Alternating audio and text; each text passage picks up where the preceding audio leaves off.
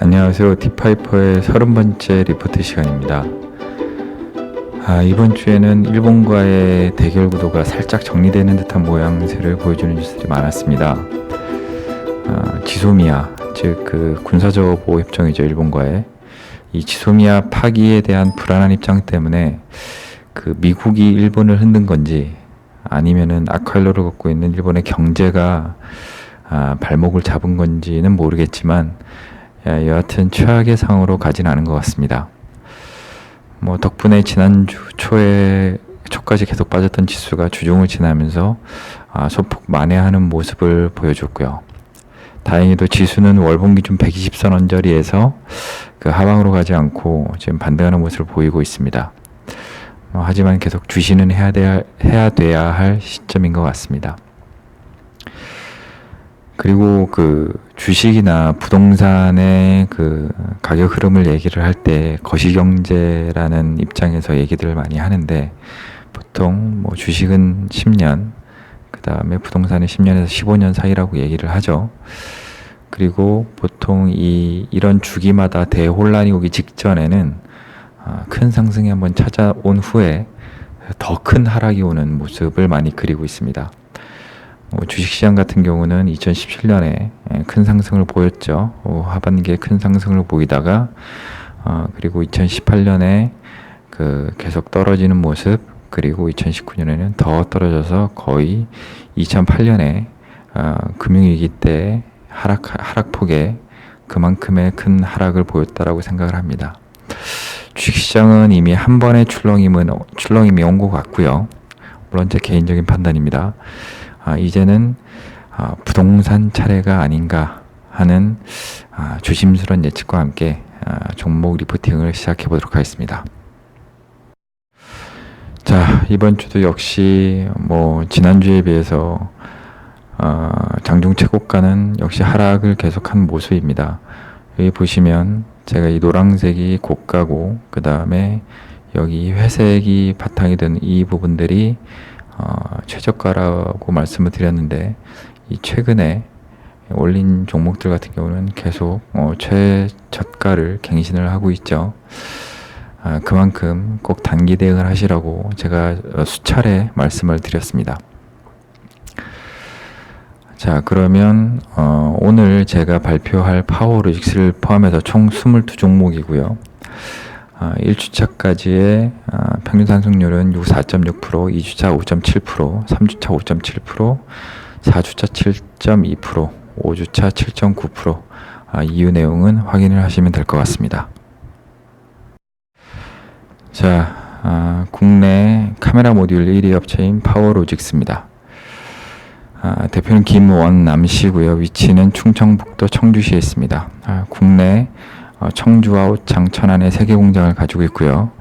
해외에는 베트남, 홍콩, 중국 등의 4개 법인과 각 소재 공장을 가지고 있습니다. 1997년에 좋은 정보 기술로 최초 설립이 됩니다. 그리고 99년에 하나로직스로 상호를 변경하고 같은 해 파워로직스로 상호를 다시 변경을 합니다. 2차 전지용 보호회로 생산 장비까지 도입을 하고요. 2000년에는 ITM 반도체를 설립을 합니다. 그리고 배터리 보호회로 스마트 모듈을 개발을 합니다. 2002년에는 중국 천진 보라전자유황공사 설립, 해외 법인 1호죠. 그리고 2003년에는 코스닥 시장을 상장을 합니다. 2005년에는 휴대폰 카메라 모듈 양산을 시작을 하고요. 2009년에는 탑 엔지니어링의 경영권을 인수를 합니다. 현재 파워로직스의 대주주이기도 하죠. 2010년에는 BMS 배터리팩 양산 라인을 구축을 하고요. 2013년에는 13메가픽셀 카메라 모듈 양산, 그 다음에 2015년에는 16메가픽셀 카메라 모듈을 양산을 합니다. 그리고 2018년에는 듀얼 카메라 모듈 양산을 합니다. 자, 총 8개 종속 및 계열사가 있고요. 천진 보라전자유황공사 지분율 100%, 전자부품 제조하는 회사고요. 그 다음에 양주 전작과기 유황공사 100% 지분율, 그 다음에 천진의 내사의 전작과 유황공사 100%, 중경 신보라 전작과기 유황공사 100%, 그 다음에 파워로직스 피나, 이게 베트남에 있는 법인입니다. 100%. 그 다음에 탑 머티리얼스 100%. 이 회사 같은 경우는 비철금속 화공약품을 제조하는 회사고요. 그 다음에 주엔코 100% 비철금속 화공약품 제조. 그 다음에 주TNS 70% 비료 제조 및 폐수 처리업 회사입니다. 총 3,480만 주가량의 주식을 가지고 있고요. 주요 주주의 수는 총 1,200만 주가량 되고 34.3%. 그 다음에 기타 소액 주주는 1,280만 주, 약 65.7%가 유통되고 있습니다. 2016년 이후에 보통 이제 신주 인수권부 사채 행사를 그 다음에 460만 주가량 했고요. 그 다음에 전환권 행사 130만 주, 매수 선택권 행사 13만 주 해가지고 현재 12, 그러니까 신주 인수권부 사채권이죠. BW네요. BW가 신주 인수권부 사채죠. 그리고 12 전환 사채, 전환권 행사라는 전환 사채 12와 BW는 현재 없는 상태입니다. 여기에서 제가 그 BW와 CB, 그러니까 신주 인수권부 사채권, 그 다음에 BW죠. 이거는 무엇을 얘기하냐면, 돈을 빌려올 때 차후 정해진 금액을 어떤 주식을 할 수 있는 권리를 주는 것이죠. 그리고 전환사채 CB 같은 경우는 채권으로 이자만 받다가 전환권 행사를 하게 되면 주식까지 교환을 해서 주식 차익까지 포함을 해서 이익을 볼 수 있는 권리를 주는 사채권이죠. 그리고 매수 선택권 회사, 이거는 이제 보통 일반적으로 스톡 옵션이라고 합니다. 그 회사 내부 임직원들한테 어떻게 좀 유리한 가격으로 주식을 매입할 수 있는 권리를 부여하는 거죠. 근데 사람들이 보통 스톡 옵션이라고 그러면 일반적으로 우리가 우리사주라고 얘기하는 것들하고 좀 헷갈려 하시는데, 이 스톡 옵션하고 우리사주가 좀 다른 거는, 스톡 옵션 같은 경우는 그러니까 회사에 어떤 좋은 영향을 준, 뭐 어떤 금전적으로 어떻게 좀 도움을 준 임직원들한테 좀 더 유리한 가격으로 매입할 수 있는 권리를 주는 거고요. 우리 사주는 그냥 우리 회사에 근로하는 근로자한테 일정 부분 주식을 그냥 뭐 예를 들어 가지고 좀 배분을 하는 거죠. 그렇게 좀 판단을 하시면 될 것 같습니다. 자, 이제 주요 매출여인 및 업황 강점을 알아보도록 하겠습니다. CM 카메라 모듈입니다. 약 전체 매출의 75%를 차지하고 있고요. 휴대폰, 디지털 카메라, 그 다음에 자동차용 후방 카메라 등에 쓰이는 그 카메라 모듈입니다. 그 다음에 두 번째로 PCMU, 이거는 보호회로죠. 보호회로. 전체 매출의 약 25%를 차지하고 있고요. 여기에는 PCM, SM, TM 등이 있는데, PCM은 뭐냐면 2차 전지용 팩 보호회로를 얘기를 하는 거고요. 그 다음에 SM이라는 것은 기존 보호회로에 배터리 잔량 측정까지 가능한 기능을 부여한 그런 기기입니다. 자, 다음으로 업황 및 강점을 알아보도록 하겠습니다. 첫 번째로 안정적인 시장 점유율, 카메라 모듈, 시장 점유율 1위죠. 원래 그 카메라 모듈 시장에는 업체는 총 이제 4대 카메라 모듈 업체가 있는데, 파트론, 그 다음에 파워로직스, 엠시넥스, 캠시스, 이렇게 4개 업체가 있습니다. 계속 그 파트론이 1위를 해오다가 작년 이제 말부터 이제 파워로직스가 1위를 수성을 하게 되었는데, 이게 원가 20%를 차지하는 핵심 부품인 액추에이터 VCM이라는 것이 있는데, 이거를 개발하고 원가 계산까지 이루어서 파트론을 꺾고 1위를 수성하게 되지 않았나라는 생각이 듭니다. 두 번째, 그 다음에 PCM, 시장 점유율 역시 30%에서 40% 수준이고요. 현재 그 LG화학, 그 다음에 삼성 SDI 등 글로벌 전기차 배터리사와 전장용 PCM 공동 개발을 완료한 상태입니다. 뭐 LG화학 같은 경우는 지금 그 베트남 최초 완성차 업체인 빈페스트죠. 이 빈페스트라는 업체는 그 베트남 하노이에 있는 제너럴 모터스를 인수한 회사입니다. 그래서 올해 한 2분기에 자동차 생산 라인 가동을 목표로 하고 있는 업체라고 하는데, 그 LG화학이 이 베트남 완성차 업체인 빈페스트와 작년 9월에 MOU를 체결을 하고요. 올해 4월에는 배터리팩 제조 합작법인까지 세웠다라고 합니다. 그만큼 LG화학과 PCM 공동 개발까지 완료를 했으니까 이런 뉴스들이 당연히 파워로직스로 보면 호재인 뉴스들이겠죠. 자, 다음 두 번째, 신성장 동력 전기차 및 EV ESS용 BMS의 출발.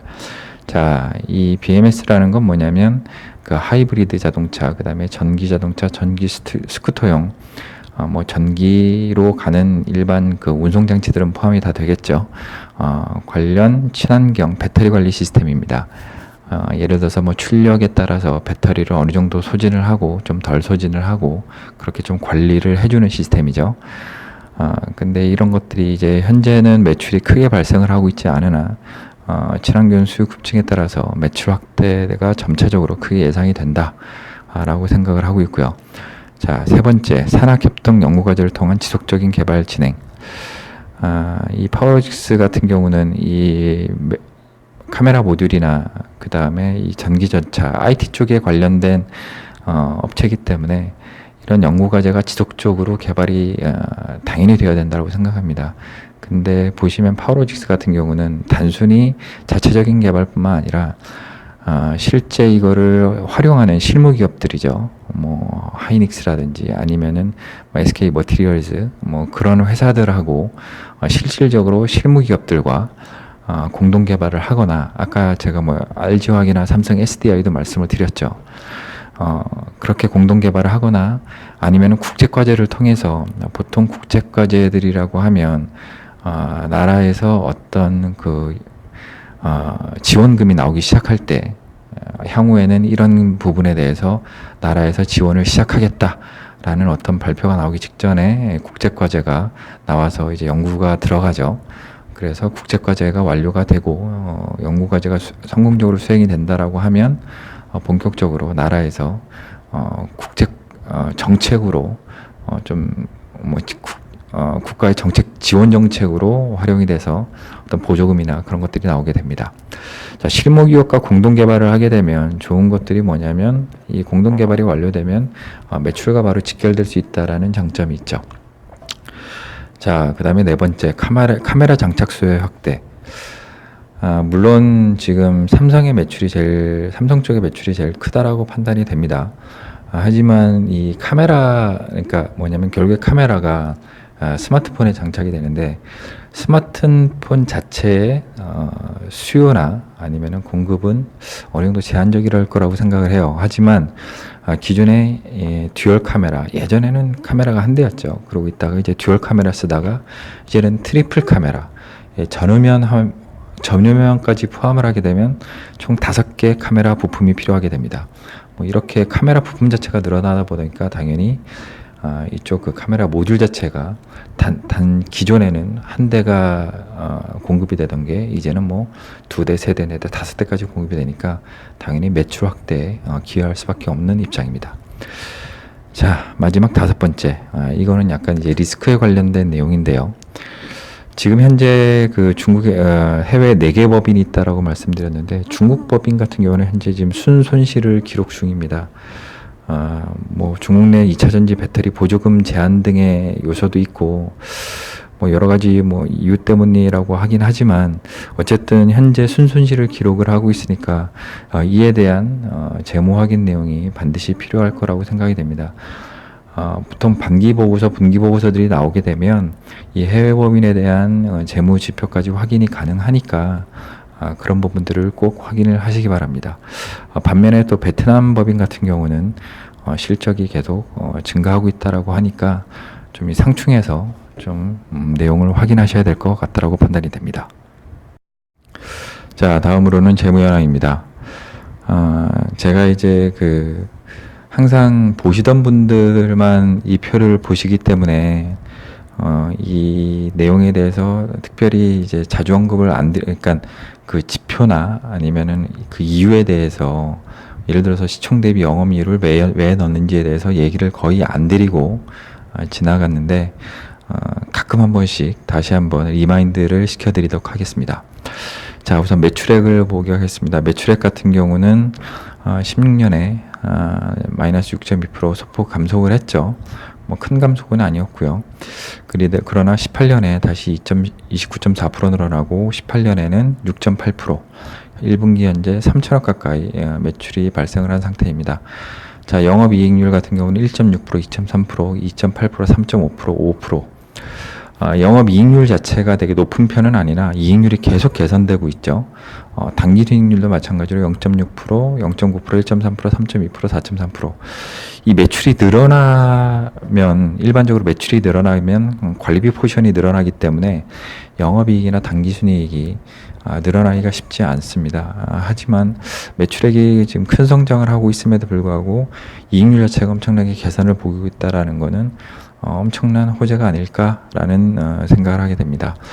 뭐 여기 네이버상에서 보면 올해 매출이 1조 1000억, 그 다음에 영업이익은 603억, 순이익은 510억 정도 예상된다라고 써 있으나 관련 뉴스들을 좀 확인을 해보면 올해 뭐 하여튼 8천억대 매출과 그 다음에 300억 정도의 영업이익이 뭐 예상된다라고 좀 서로 상충된 뉴스들이 나오고 있습니다. 이거는 서로 뭐 저희들도 계속 2분기, 3분기 매출을 확인해 가면서 보시는 게 나을 것 같습니다. 자, 다음으로 시가총액. 시가총액은 지속적으로 늘어났죠. 보통 제가 여기에 보면 시가총액 같은 경우에는 일반적으로 많이 빠진 종목들을 말씀을 드리는데 이거는 왜 이렇게 늘어나도 큰 문제가 없는지 다시 설명을 드리겠습니다. 여하간 시가총액은 16년에 매출이 좀 하락을 하면서 매출과 그 다음에 당기순이익률 그 다음에 이런 것들이 좀 성장을 하지 못하면서 시가총액이 좀 하락을 했죠. 하지만 이제 17년, 18년에 큰 폭의 재무 성장을 하면서 시가총액 역시 그러니까 주가죠. 주가 역시 큰 폭의 성장을 하게 됩니다. 1분기 기준으로 해서는 올해 1분기 기준으로 해서는 59%, 그러니까 18년도 말 기준에서 엄청나게 큰 상승을 했죠. 그리고 현재 기준으로 보면 3270% 소폭 하락을 한 상태입니다. 물론 최고가 기준은 아닙니다. 이게 항상 말 기준이기 때문에 여기는 16년은 말에 17년 말 1분기 말 그러니까 3월 31일 기준, 현재는 현재 기준이죠. 말 기준이기 때문에 최고가 기준은 아닙니다. 자, 시가총액이 이렇게 상당히 늘어났음에도 불구하고 시총 대비 영업이익률, 그러니까 이 영업이익이 늘어난 만큼 시가총액이 주가가 오르지 않았다라는 거죠. 제가 이제 이거 다시 한번 좀 설명을 드리면 왜 영업이익률이나 당기순이익률 가지고 시총을 대비를 했냐면 시총이라는 것은 결국에 그 회사의 가치죠. 이 회사가 현재 시가로 얼마 정도의 가치를 인정을 받고 있느냐인데 이 가치가 매출액 가지고 보통 판명이 되는 것이 아니고 이익률 가지고 판명이 되죠. 이익률이 아니고 이익 금액이요. 그러니까 뭐 매출이 1조가 된다고 하더라도 영업이익이 그래서 100억, 뭐 50억 정도밖에 안 되는 회사라고 그러면 시가총액이 절대 크지 않습니다. 하지만 매출액이 1000억인데 영업이익률이 막 300~400억이 나온다라고 하면 시총이 클 수밖에 없는 거죠. 그렇기 때문에 시총 대비 이익률을 대비해서 이 표를 보여드리는 거고요. 그럼에도 불구하고 시가총액이 이렇게 늘어나서 주가가 올랐음에도 불구하고 영업이익이 늘어나는 것에 비해서 시총이 덜 늘어났다. 거기다가 최근에 조금 주가가 많이 하락을 한 상태다라는 판단 하에 제가 좀 저평가가 되어 있지 않나라는 기준으로 접근을 한 것입니다. 자, 다음으로 유보비율은 역시 771, 801, 그 다음에 816, 951, 1045. 이거는 현금 보유 대비율이라고 말씀드렸죠. 그 다음에 보조재무지표 PER, PBR, BPS. PER은 역시 저 하향으로 움직이는 그 방향을 보는 것이 중요하다고 말씀드렸는데 역시 하향으로 크게 내려앉고 있죠. 그리고 PBR도 역시 하향 추세선이 유리한데 하지만 그 폭에서 크게 왔다 갔다 하지 않고 있기 때문에 그냥 어느 정도의 그 안정세는 유지하고 있다라고 판단이 되고 있고요. 다음으로 BPS. BPS는 주가를 향해서 아니면 주가를 넘어서 계속 오르는 것이 좋다라고 했죠.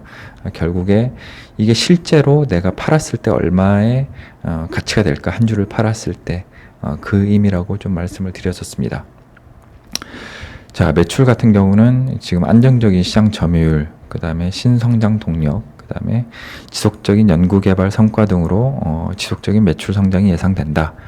내용이고, 그 다음에 매출액의 증가 뿐만 아니라 이익률의 증가에 따라서 이익금 역시 큰 폭의 상승이 예상된다. 보조재무지표는 우량한 지표, 그 다음에 우량한 수준의 지표를 유지하고 있거나 성장 중이다 라고 판단이 됩니다. 자, 다음으로는 그 1분 기준의 차트 현황입니다. 지금 작년도 18년도 같은 경우는 4,000원에서 한 6,000원 선에서 지금 왔다 갔다 하고 있다가 결국에 19년도 초에 정말 큰 호실적이 나오면서 1분기 호실적이 나오면서 이에 따라서 아주 거의 저점 대비 한 300%까지 상승하는 모습을 보였죠. 자, 그러나 이제 여기에서 좀 다시 큰 상승 이후 좀 하락폭이 나왔고요. 제가 보기에는 여기 1차 저항선 부분에서 다시 한번 여기 보면 약간 좀 이렇게 주춤하는 모습이 보이죠. 이쪽에서 다시 상승을 했어야 될 것 같은데 그 이후에 이제 국내외 이슈들이 많았죠. 그러면서 다시 하락을 한 모습을 보이고 있습니다. 자, 여기에서 지금 보시면 이제 매수를 언제 해야 하느냐? 그럼 여기 하락 추세선이 보이죠. 하락 추세선과 그 다음에 1차 지지선, 2차 지지선, 스토캐스틱 이 내용들을 보시고요. 여기에서 하락 추세선을 뚫고 올라가고 그 다음에 골든 크로스가 나오고요. 그리고 1차 지지선에서 확실하게 지지를 하는 모습을 보였을 때 반드시 매수를 하시기 바랍니다. 어차피 저희 같은 경우는 발끝에서 사서 머리에서 파는 게 아니고 무릎에 사서 이 어깨에서 파는 게 가장 안정적인 투자를 할 수 있기 때문에 기준에서 말씀을 드린 거라고 보시면 될 것 같습니다. 자, 이렇게 차트 현황까지 다 말씀을 드렸습니다. 자, 이렇게 30번째 리포팅이 모두 마무리되었습니다. 다음 주에는 기존 리포팅 종목에 대한 흐름 확인 동영상과 같은 종목 분석이 아닌 내용으로 진행을 하고자 합니다. 지속적인 관심과 관심을 부탁드립니다. 오늘은 별다른 거 없이 영화 그 철의 여인에서 나왔던 메릴 스트립의 명대사로 마무리하도록 하겠습니다. 끝까지 시청해 주셔서 감사드리고요. 구독과 추천은 동영상 제작의 원동력입니다. 생각은 말을 만들고 말은 행동을 만든다. 행동은 습관을 만들고 습관은 인격을 만든다. 그리고 인격은 운명을 만든다.